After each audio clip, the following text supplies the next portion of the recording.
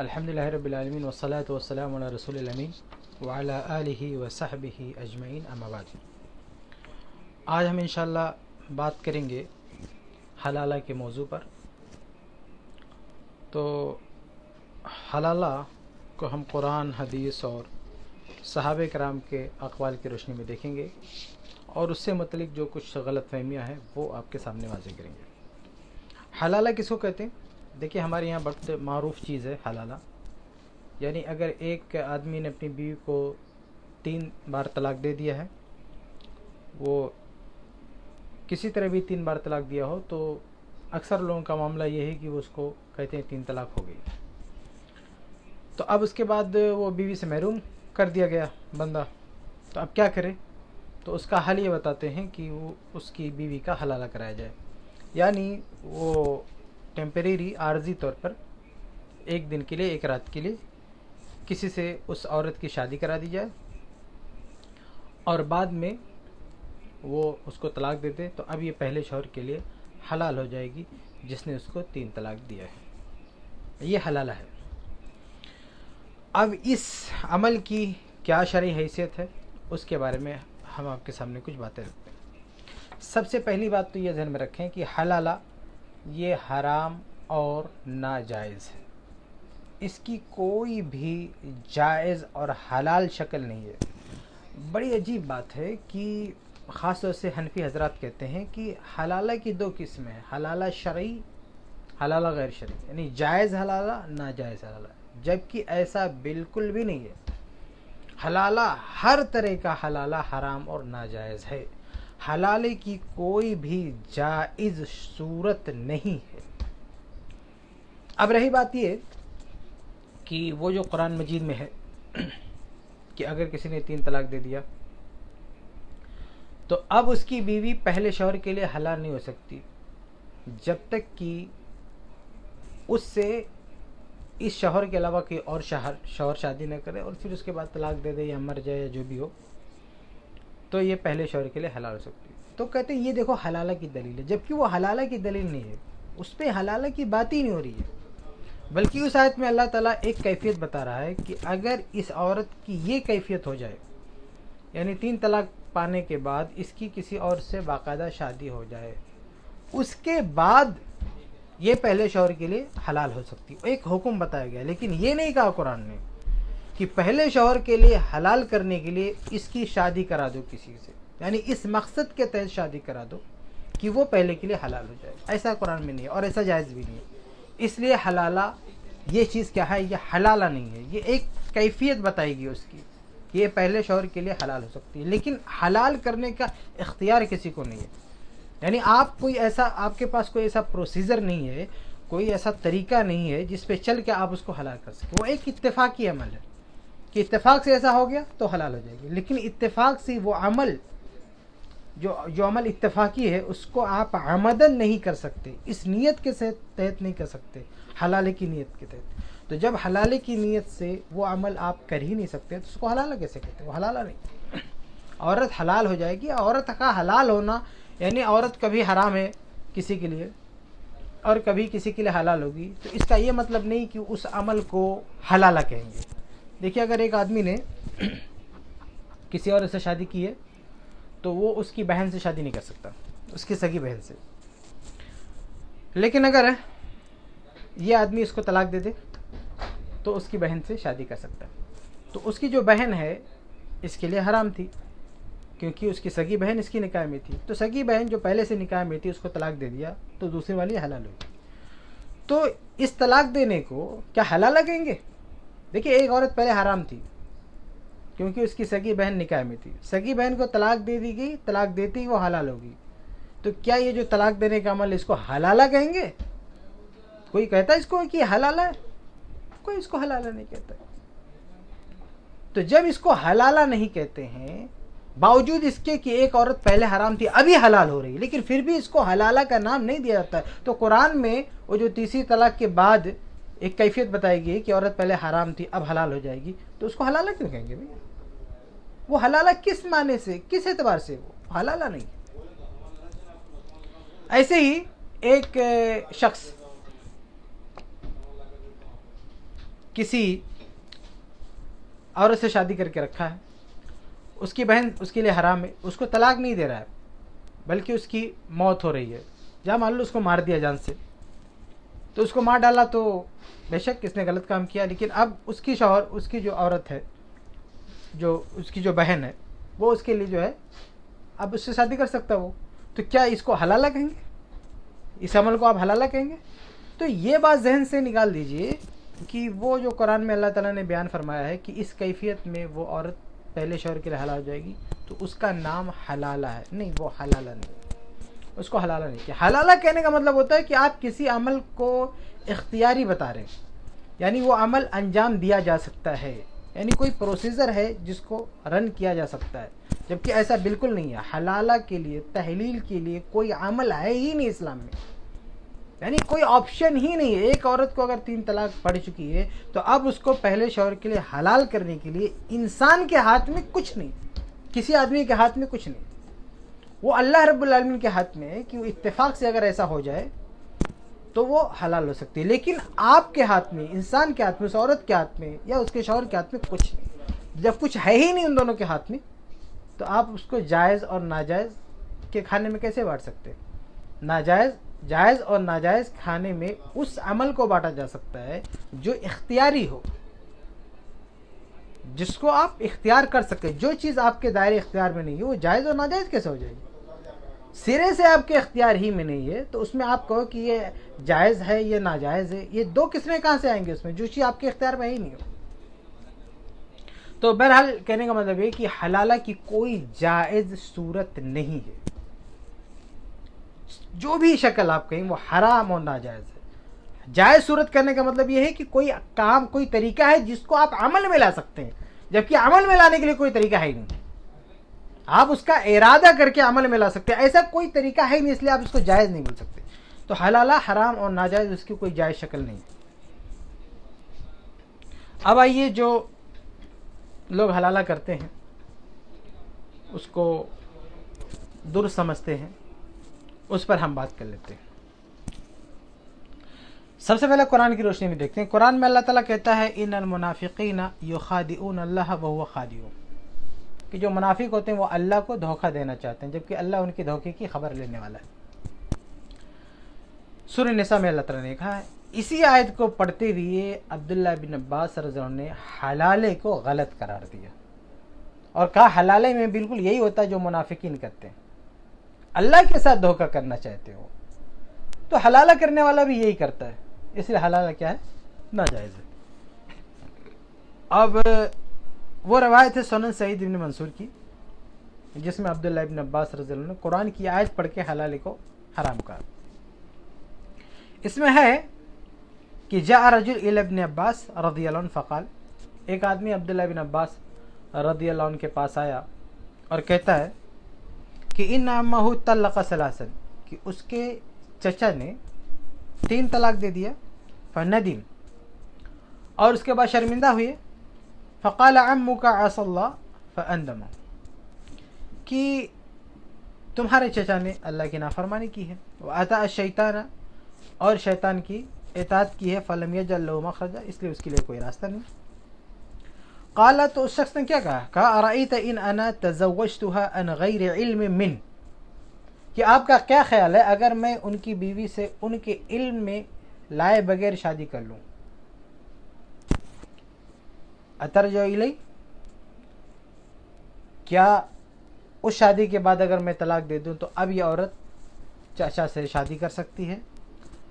फ़क़ाल मन युख़ादिउल्लाह अज़्ज़ा वजल यख़दउल्लाह, तो अब्दुल्लाह बिन अब्बास ने कहा जो अल्लाह को धोखा देगा अल्लाह उसके धोखे की सज़ा देगा, उसके धोखे की खबर लेगा।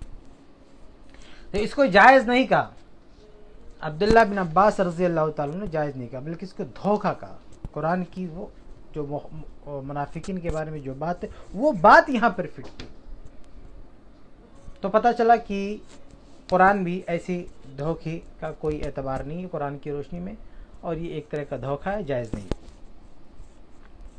हदीस की रोशनी में देखें तो हदीस बहुत ही वाज़ेह और क्लियर है हलाल के बारे में, बहुत ही क्लियर हदीस है। मुसन्नफ़ इब्न अबी शैबा जिल्द 4 सफ़ा 296 हसन रवायत है। अबू हुरैरा रज़ी अल्लाह अन्हु रिवायत फरमाते कहते हैं कि लअना रसूलुल्लाह सल्लल्लाहु अलैहि वसल्लम अल मुहिल्ल वल मुहल्लल लह, कहते हैं कि अल्लाह के रसूल सल्लल्लाहु अलैहि वसल्लम ने लानत की है अल मुहिल्ल, जो हलाला करता है, वल मुहल्लल लह, और जिसके लिए हलाला किया जाता है, दोनों पर अल्लाह ताला ने लानत की। इतनी वाज़े हदीस होने के बावजूद भी कुछ लोग हलाले को जायज़ कहते हैं या हलाले की बाज़ किस्मों को जायज़ कहते हैं। ये हदीस बहुत ही वाज़े है कि हलाले की कोई जायज़ सूरत है ही नहीं, बहुत ही क्लियर है।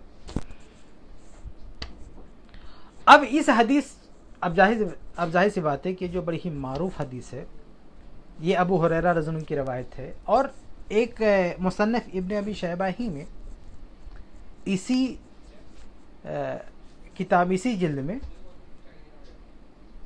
थोड़ा इससे पहले सफ़े पे अब्दुल्ला इब्न मसूद रज़ी अल्लाह अन्हु की भी रवायत है। वो कहते हैं कि लाना रसूलुल्लाह सल्लल्लाहु अलैहि वसल्लम अल मुहिल्ल वल मुहल्लल लह, अल्लाह के रसूल सल्लल्लाहु अलैहि वसल्लम ने लानत की है हलाला करने वाले और हलाला करवाने वाले पर।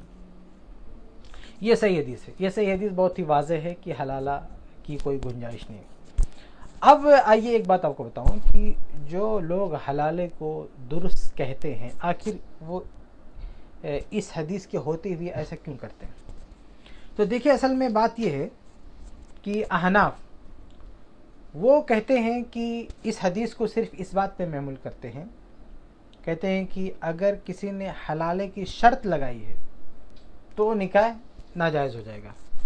यानी 3 तलाक किसी औरत को पड़ गई, अब उस 3 तलाक से वो 3 तलाक वाली औरत की शादी कहीं कराई जाए, इस शर्त पर, ये शर्त लगा दी जाए कि जो है एक रात के बाद तलाक दे देना है, तो ये कहते हैं कि इस शर्त के साथ ये निकाह नाजायज़ होगा, मतलब ये शर्त बातिल होगी, लेकिन कहते हैं निकाह हो जाएगा, यानी शादी हो जाएगी, लेकिन शर्त ये गलत है, शर्त नहीं लगा सकते, लेकिन हो जाएगा। तो वो इस अमल को नाजायज़ तो कहते हैं, लेकिन फिर भी निकाह को वैलिड मानते हैं। उनका फ़लसफ़ा क्या, उनकी मंतिक क्या? उनकी मंतिक ये है कि शर्त के बातिल होने से निकाह पे कोई फ़र्क नहीं पड़ता, उससे निकाह ऐसे यही है असल में, ये हदीस की मौजूदगी में क़यास, यही वो जो है यही वो अमल है और यही वो अंदाज़ फ़िक़्ह जो अहलुर राय का, जिसे मुहद्दिसीन ने बहुत सख्त नापसंद किया।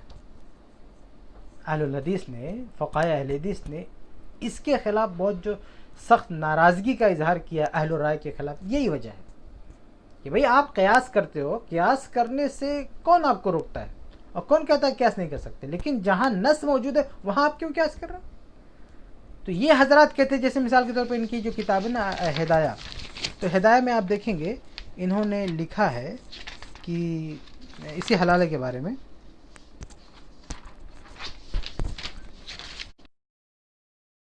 जो दो सफ़ा 258, इसमें क्या लिखा हुआ, इसमें इसी हदीस को कहते हैं कि इज़ा तज़व्वजहा बिशर्ति तहलील, कि अगर हलाले की शर्त से निकाह करेगा फर निकाह मकरूह, तो निकाह मकरूह है,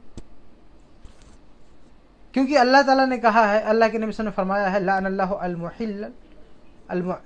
अल-मुहिल्ल वल मुहल्लल लहु व हादा हुवा मामूलु। कहते हैं क्योंकि अल्लाह के नबी सल्लल्लाहु अलैहि वसल्लम ने लानत की है हलाला करने और हलाला करवाने वालों पर, और यही हदीस यहीं पर फिट आएगी कि एक आदमी तहलील के लिए निकाह कर रहा है। आगे कहते हैं फ़इन तल्लक़हा बाद मा वतिहा हल्लत लव्वल, लेकिन गर्चे वो ऐसी शादी कर ले, यानी हदीस के खिलाफ जाकर ऐसी शादी कर ले तो भी औरत पहले शौहर के लिए हलाल हो जाएगी, लिउजूद दुखूल फ़ी निकाहिन सही, क्योंकि सही निकाह के ज़रिए दुखूल हुआ है। इदिन निकाह ला यब्तुल बिशर्त, क्योंकि शर्त की वजह से निकाह बातिल नहीं।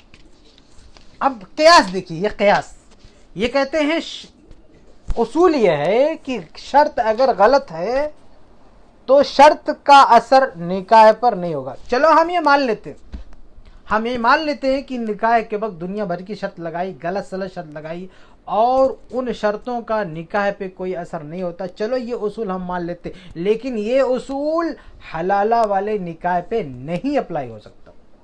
کیونکہ حلالہ کے سلسلے میں کلیئر واضح حدیث اللہ کے رسول نے لعنت بھیجی ہے کہ جو حلالے کی نیت سے نکاح کرتا ہے، جو حلالہ کرتا ہے یا حلالہ کرواتا ہے، اس پر اللہ کی لعنت ہے۔ اس لیے حلالے والی نکاح پہ آپ یہ نہیں کہہ سکتے کہ وہاں پہ شرط غلط ہے، اس سے کوئی فرق نہیں پڑتا، نہ وہ چلو کسی اور معاملے میں، کسی اور نکاح میں اس طرح کی باتیں کرو چل جائے گا، لیکن حلالے کے بارے میں جب خاص روایت ہے، کیلے روایت ہے، تو اس کے ہوتے ہوئے کوئی قیاس نہیں کرے گا چلے گا، اور ادھر ادھر کا اصول آپ وہاں پہ نہیں لا سکتے۔ تو یہ مسئلہ ہے۔ دیکھیے یہ لوگ مانتے ہیں کہ یہ حرام ہے، یعنی یہ شرط لگانا، اس شرط کے ساتھ نکاح کرنا، لیکن اس کے باوجود بھی نکاح کو صحیح مانتے ہیں۔ جس کو اللہ کے رسول نے لعنتی فعل کہا ہے اس کو کہتے ہیں کہ نہیں وہ نکاح صحیح ہے۔ صرف اسی پر بس نہیں، بلکہ انہوں نے تو یہاں تک کہا ہے کہ اگر وہ شرط نہ لگائے تو نہ صرف یہ نکاح صحیح ہوگا بلکہ وہ حلالہ کرنے پہ ثواب بھی ملے گا۔ اسی کتاب چنانچہ وہ فتح القدیر میں ہے، جو حنفیوں کی کتاب ہے، جلد 4 صفحہ 181 پہ، کہ اگر وہ دونوں یعنی حلالہ کرنے والی جو کروانے والا جو ہے اور کرنے والا ہے، مرد عورت دونوں جو حلالی جوڑے ہیں، وہ اگر دل میں اس کا ارادہ رکھیں لیکن زبان سے اسے کوئی شرط نہ لگائیں، کہتے فلا عبرت، ابھی تو اس کا کوئی اعتبار نہیں ہے۔ وَيَكُونُ الرَّجُلُ مَأْجُورًا لِقَصْدِهِ الْإِصْلَاحِ، اور جو حلالہ کرنے والا جو بندہ ہے اس کو ثواب ملے گا کیونکہ وہ اصلاح چاہتا ہے، وہ اصلاح، استغفر اللہ، سوچیں آپ، یعنی یہ دروازہ کس نے بند کیا؟ اللہ نے، اور یہ شخص آ کے دروازہ کھول رہا ہے اور اوپر سے کہہ رہا ہے ہم کو ثواب ملے گا۔ لا حول ولا قوت الا باللہ، یعنی اللہ تعالیٰ نے جو راستہ بند کر دیا ہے اس راستے کو کھولنے کو یہ اصلاح کا نام دے رہا ہے، یہ اصلاح کی فساد ہے۔ جب اللہ تعالیٰ نے کہہ دیا کہ 3 طلاق کے بعد وہ عورت اب اس کے پاس نہیں آ سکتی، تو کون ہوتا لانے والا اس کو؟ اور ایک تو وہ راستہ کھول کے وہ عورت کو حلال کر رہا ہے، اوپر سے کہہ رہا ہے ثواب بھی ملے گا، اس کو تو ڈبل گناہ ملنا چاہیے۔ ایک تو زنا کر رہا ہے، اللہ کے حدود کو توڑ رہا ہے، اللہ کے قوانین کے ساتھ کھلواڑ کر رہا ہے، اللہ کے ساتھ دھوکہ کر رہا ہے، اس کو تو جتنی ہی سزا دی جائے کم ہے۔ ایک جو زانی جو کرتا ہے جس کو رجم کی سزا، اس سے بھی بھیانک سزا اس کو دینا چاہیے، کیونکہ اس کا زنا بھی کر رہا ہے، کھلواڑ کر رہا ہے، حدود کو توڑ رہا ہے، اوپر سے ثواب کا لیول بھی لگا رہا ہے اس پہ۔ یہ تو بہت بھیانک جرم ہے۔ اس کے ساتھ جتنی بھی بڑی سزا دی جائے وہ کم ہے اس شخص کو۔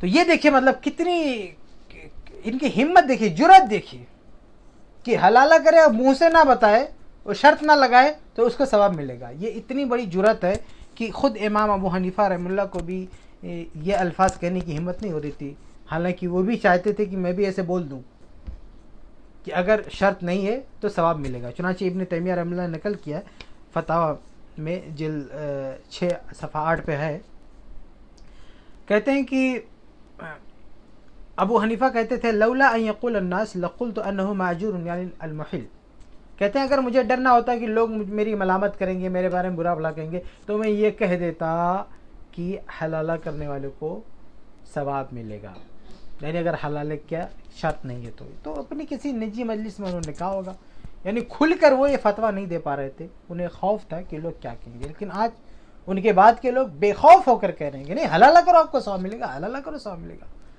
تو یہ سب کیوں؟ یہ سب اس لیے کیونکہ وہ حدیث کے مقابلے میں قیاس، عقل، یعنی جب اللہ کے رسول نے کہہ دیا کہ حلالہ کروانے والے پر اللہ کی لعنت ہے، تو اب کوئی قیاس یہاں نہیں چلے گا، کوئی اصول نہیں چلے گا، نکاح، شرط و جتنے بھی اصول اور جتنے بھی قیاس آ رہی ہیں وہ سب دھری کے دھری رہ جائیں گی، کیونکہ کلیئر حدیث موجود ہے۔ اچھا، صرف حدیث ہی نہیں ہے، صحابہ کرام کے اقوال بھی دیکھ لیں، مطلب ایسا بھی نہیں کہ یہ حدیث سمجھنے میں چوک ہو رہی ہے، اختلاف ہے، صحابہ کرام نے ایسی حدیثوں کا مفہوم بھی تو واضح کر دیا، اور حلالے کی نیت سے جو نکاح کی جاتی ہے گرچہ وہ شرط نہ ہو لیکن پھر بھی اس کا کیا حکم ہے صحابہ کرام نے بیان کر دیا۔ اب قیاس کی کیا گنجائش ہے؟ ایک تو نص کے مقابلے میں قیاس ہے، دوسرا صحابہ کرام کا فہم بھی موجود ہے پھر بھی قیاس آ رہی، تو یہ کتنی بڑی بغاوت ہے قرآن سے، اللہ کے نبی کے صحابہ کے فہم سے۔ اب آئیے دیکھیں، وہ میں کچھ صحابہ کرام کے اقوال بھی آپ کے سامنے رکھوں۔ عبداللہ بن عباس رضی اللہ عنہ کا قول تو گزر چکا ہے کہ انہوں نے کیا کہا کہ جب ایک بندے نے کہا کہ میں چاہتا ہوں کہ اس سے شادی کر لوں اور اس کو نہ بتاؤں، ایسے دل ہی میں رکھوں، تو وہ پہلے کے لیے حلال ہو جائے گی. تو کہا یہ تو اللہ کو دھوکہ دینا ہوا. تو عبداللہ ابن عباس رضی اللہ عنہ نے اس کو درست نہیں کہا. اور آج کیا کہتے ہیں لوگ؟ کہتے ہیں کہ اس کو ثواب ملے گا.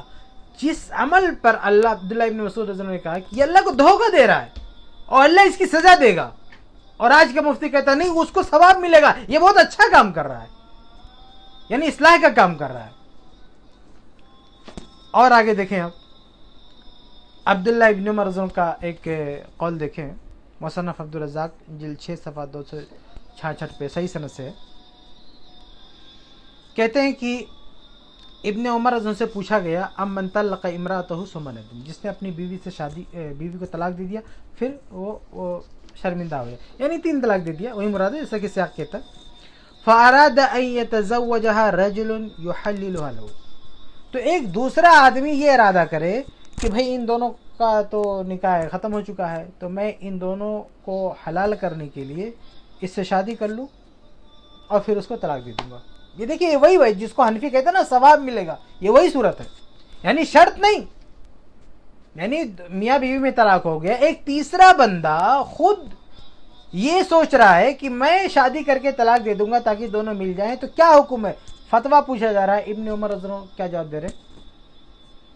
فقال له ابن عمر, تو عبداللہ بن عمر رضی اللہ عنہ نے ان سے کہا کلاہما زان, یہ دونوں زناکار, ولو مکث 20 سنہ, چاہے 20 سال تک ایک ساتھ رہیں تو بھی زناکار ہے.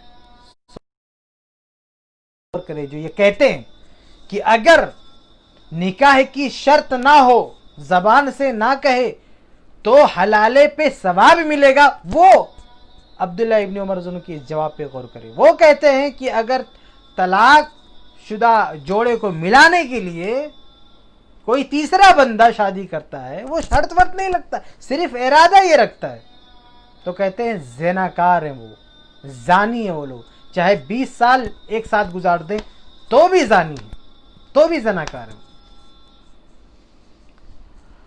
اور سب سے بڑی بات یہ ہے کہ عمر فاروق رضی اللہ تعالیٰ عنہ نے تو ایسے لوگوں کو صرف زناکار ہی نہیں کہا, بلکہ کہا کہ میرے ہتھے چڑھ گئے تو میں ان کو رجم کر دوں گا, سزائے موت دے دوں گا. چنانچہ المحلہ ابن حزم کی روایت ہے, اس میں روایت کیا ہے کہ قال عمر ابن الخطاب نے کہا کہ لا اوتا بمحلل او محلل لہو, کہ میرے پاس جو بھی محل جو حلالہ کرنے والا او محلل لہو یا جس کے لیے حلالہ کیا گیا وہ اگر لایا گیا الا رجمتہ, تو میں اسے رجم کر دوں گا. یعنی حلالی جوڑا کو اگر میں پا گیا تو میں اسے رجم کر ڈالوں گا, مار ڈالوں گا, سزائے موت دے دوں گا. اس سے بھی آپ سمجھ سکتے ہیں کہ عمر فاروق صحابہ کرام کا کیا موقف تھا. آپ دیکھیں عبداللہ ابن عباس کی روایت آپ کے سامنے, عبداللہ ابن عمر رضی اللہ عنہ کی روایت آپ کے سامنے, عمر فاروق رضی اللہ عنہ کی روایت آپ کے سامنے. صحابہ کرام میں سے کوئی بھی اس کو درست نہیں کہتا ہے. اچھا ایک چیز واضح کر دوں کہ عمر فاروق رضی اللہ عنہ کے تعلق سے ایک روایت پیش کی جاتی ہے مصنف عبدالرزاق سے, اور اس سے کہا جاتا ہے کہ دیکھو عمر فاروق رضی اللہ عنہ حلالے کو درست سمجھتے تھے. وہ واقعہ اس طرح ہے کہ ایک عورت کو 3 طلاق پڑ گئی تو اس نے ایک بندے سے شادی کر لیا تاکہ وہ پہلے اپنے شوہر کے لیے حلال ہو جائے. تو عمر فاروق رضی اللہ عنہ کو جب پتہ چلا تو عمر فاروق رضی اللہ عنہ نے اس شوہر سے کیا کہا کہ تم اس کو طلاق نہیں دینا, اس عورت کو تم طلاق نہیں دینا, اگر طلاق دو گے تو تم کو سزا ملے گی. تو کہتے ہیں کہ استدلال کیا کرتے ہیں, کہتے ہیں کہ دیکھو اس سے پتہ چلا کہ وہ نکاح معتبر ہوگا, تبھی تو میرے فاروق نے کہا کہ تم اس کو چھوڑنا نہیں. حالانکہ اس واقعے میں بھی حلالے کی گنجائش نہیں ہے. یعنی عمر فاروق رضی اللہ عنہ کو پتہ چلا کہ شادی کیا ہے تو کہا کہ اب تم طلاق دینا نہیں, ورنہ تمہاری خیر نہیں ہے. اس کے باوجود بھی دیکھیے کس طرح سے اس سے اصطلاح کریں حلال ہے کیا. کہتے ہیں دیکھیں عمر فاروق رضی اللہ عنہ نے اس نکاح کو غلط نہیں کہا, اس لیے حلالہ ثابت ہو گیا. استغفر اللہ. جبکہ وہ آگے نہیں دیکھ رہے ہیں, یعنی پوری روایت کیا پیغام دے رہی وہ نہیں دیکھ رہے ہیں کہ حلالے سے روک رہے ہیں عمر فاروق, لیکن وہ نہیں دکھائی دے رہا ہے روایت میں. بس یہ دکھائی دے رہا ہے کہ وہ جو ہے نکاح ہو گیا اور اس کو ویلن مانا گیا. حالانکہ یہ روایت بھی صحیح نہیں ہے, کیونکہ اس روایت کو بیان کرنے والے محمد بن سیرین ہیں اور ان کی پیدائش عثمان رضی اللہ عنہ کی شہادت سے 2 سال پہلے ہوئی ہے، یعنی عمر فاروق کا زمانہ ان کو نہیں ملا، اس لیے یہ روایت صحیح بھی نہیں ہے۔ تو خلاصہ ہے کہ یہ روایت جو یہ پیش کرتے ہیں وہ صحیح بھی نہیں ہے، اور جو صحیح و ثابت صحابہ کرام کی روایات ہیں ان سے حلالے کا کوئی ثبوت نہیں ملتا ہے۔ تو یہ حلالے کے بارے میں نے کچھ باتیں آپ کے سامنے رکھی ہیں، اور خلاصہ یہ ہے کہ حلالہ قرآن اور حدیث کی روشنی میں حرام اور ناجائز ہے، اس کے جواز کی کوئی گنجائش نہیں ہے، نہ قرآن کی روشنی میں نہ حدیث کی روشنی میں، اور حلالہ ہر قسم کا ہر طرح کا حلالہ حرام اور ناجائز ہے۔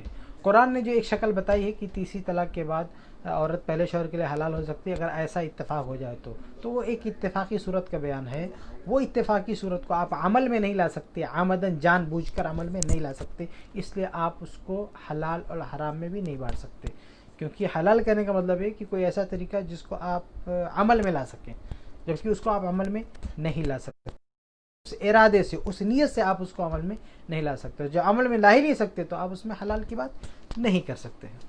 تو خلاصہ یہ کہ قرآن و حدیث کی روشنی میں ہر حلالہ حرام اور ناجائز ہے، اس کے جواز کی کوئی گنجائش نہیں۔ ایک آخری بات آپ کے سامنے واضح کروں تو کچھ لوگ کہتے ہیں کہ دیکھو اس میں لفظ حلالہ استعمال ہے، اس کا مطلب یہ ہے کہ وہ عورت حلال ہو جائے گی، مطلب یہ بھی عجیب و غریب اصطلاح۔ دیکھیے کہتے ہیں کہ ٹھیک ہے حلالہ حرام ہے، یعنی کہتے ہیں حلالہ حرام ہے نہیں کر سکتے، لیکن اگر کسی نے حلالہ کر لیا تو عورت پہلے شوہر کے لیے حلال ہو جائے گی۔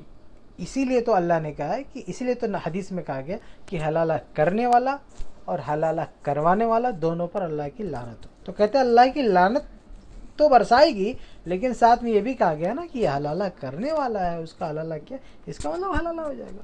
تو لفظ جو حلال کا لفظ ہے نا اس کو لے کے بیٹھ گئے۔ تو دیکھیے اس کا جواب یہ ہے کہ بہت سارے حرام کام ایسے ہیں کہ وہاں پہ ایک لفظ استعمال کیا گیا، اس کا مطلب نہیں کہ وہ ہو جائے گا۔ ماں سے نکاح کرنا حرام ہے، وہاں بھی لفظ نکاح استعمال ہوا، نکاح، تو کیا مطلب حرام ہے لیکن اگر کوئی کر لے تو ہو جائے گا نکاح؟ ہرگز نہیں۔ ایسے ہی جو حرام تجارت ہے اس کو بھی البیع کہا گیا ہے، بیع۔